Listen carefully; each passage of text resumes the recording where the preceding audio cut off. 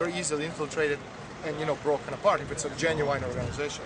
So whether this is good or not good, I can't really tell you. I see a lot of people with a lot of very crazy signs, you know, which probably is counterproductive, you know, because the idea of this kind of thing, you know, is opposition has, you know, it has to make sense.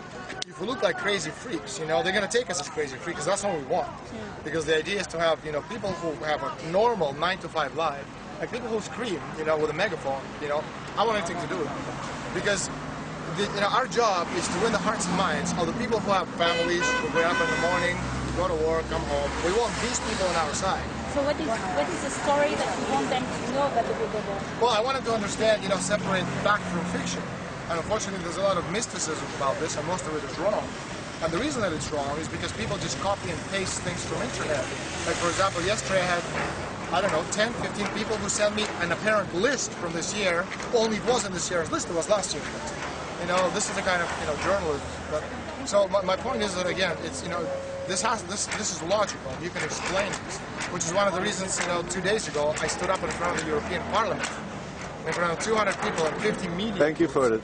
You know, and I gave a historical speech in the European Parliament on Bilderberg, not because I'm a crazy freak, but because I can historically explain who and what these people are. So who are they and what do they do? It's a good question.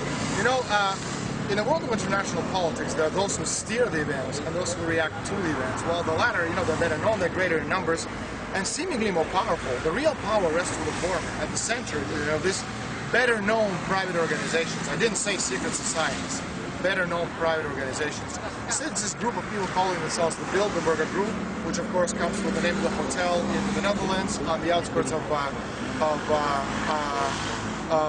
the capital of the Netherlands, and I can't remember the capital of the Netherlands, Amsterdam, thank you. You know, in this little town called Oosterbeek, and that's why it's called the Bilderberg Group. And they were themselves, they call the aristocracy of purpose, on the best ways to, you know, to manage the planet. In other words, the creation of giant cartels, you know, more powerful than any nation on earth, destined to control the necessities of life for the rest of humanity. You know, apparently for our benefit and not me. But are they, what is their influence today? What are the big sign of their influence? Well, they have a lot less influence today than they did 40 years ago. Mainly because the really important, you know, influential Bilderbergers such as David Rockefeller and Zbigniew Brzezinski and Henry Kissinger, they're just too old, they're too senile, and they're going to be dead before long. So their influence is, you know, very limited.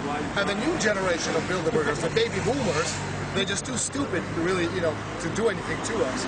But the point is, again, the way they interact with other organizations. See, a lot of people think, you know, it's a pyramid and all, you know, evil eye. You have Bilderbergers, you have. It doesn't work like that. It's not a pyramid. It has never been a pyramid, okay? Because, and there's a very practical explanation. If you're talking about a pyramid, if you get lucky, you can literally chop off the head, and then it's a headless organization. It doesn't work, you know, like president, you know, general director, you know, regional director. It's rather, you know, it's rather lateral. It's circular.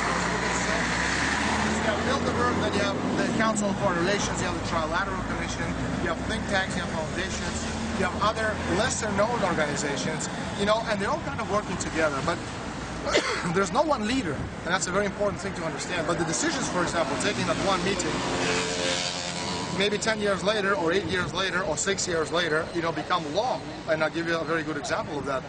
In 1992, Bilderbergers met in Evian in France, and they talked for the first time about the creation of the United Nations Army, you know, under the auspices of, you know, the United Nations. And then it took them 14 years to actually put this through. And in 2006, when they met in Canada, in Canada, on the outskirts of Ottawa, Canada's capital, you know, they actually discussed and more or less rubber stamped, you know, the whole idea.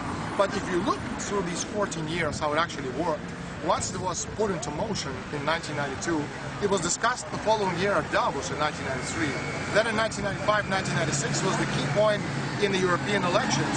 Then when the war in Kosovo became, you know, the front page news, everybody, especially the BBC, was talking about the need to create the Rapid Reaction Force, which was just, you know, your version, European version of the United Nations Army.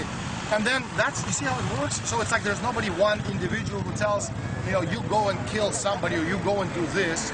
It doesn't work like that. Only simple primitive minds could possibly think, and which is why one of the reasons you know, the New York Timeses of this world have never been able to discredit me, which is why, you know, I stand up in front of the European Parliament with 200 people and 37, you know, or 50 media groups from 37 countries wanting to know what I talk about, because what I say physically makes sense.